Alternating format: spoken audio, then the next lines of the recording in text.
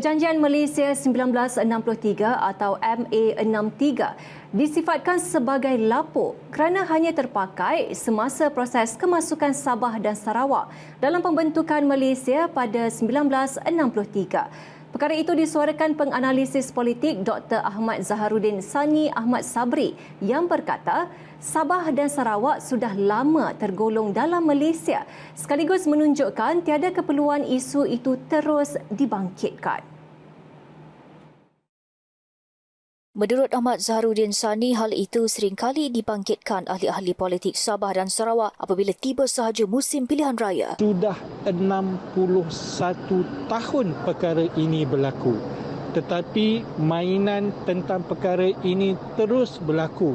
Seolah-olah tarik tali antara kerajaan persekutuan dengan kerajaan negeri tiada kesudahannya. Perjanjian MA63 ini adalah dibuat untuk menyatakan apakah syarat-syarat kemasukan Sabah dan Sarawak ke dalam tanah Melayu Melaya ketika itu yang menjadikannya Malaysia pada hari ini. Selain itu, beliau berkata kepemimpinan Sabah dan Sarawak dilihat seolah-olah menoleh jauh ke belakang apabila seringkali memainkan isu sama yang sudah berlarutan selama 61 tahun namun tidak menemui jalan penyelesaian kukuh. Mungkin perlu perjanjian baru antara kerajaan persekutuan dengan kerajaan Sabah maupun Sarawak.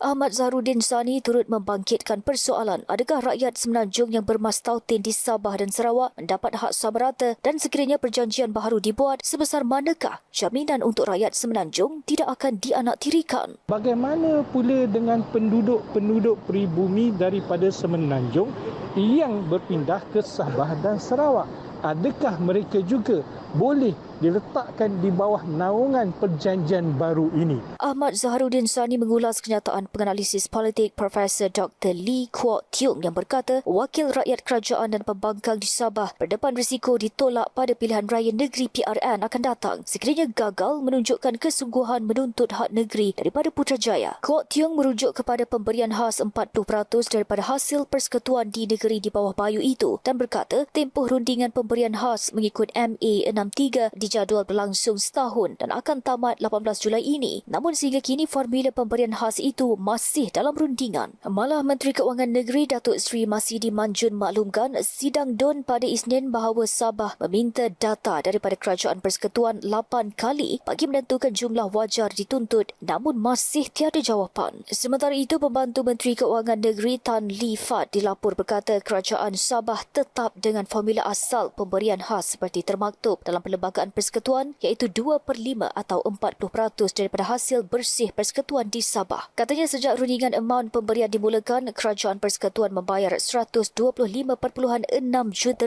pada 2022 dan RM300 juta tahun lalu yang mana kerajaan negeri menerima bayaran sebagai penyelesaian interim. Bagi Pencerakanan Pembangunan Manusia dan Politik Identiti Universiti Malaysia Sabah UMS, Dr. Romzi Ationg, suara dibangkitkan pelbagai pihak di Sabah jika tidak ditangani secara berhemah oleh Perdana Menteri Datuk Seri Anwar Ibrahim, ia akan memberi kesan sampingan kepada pentadbirannya termasuk hubungan dingin antara kerajaan negeri dan Putrajaya.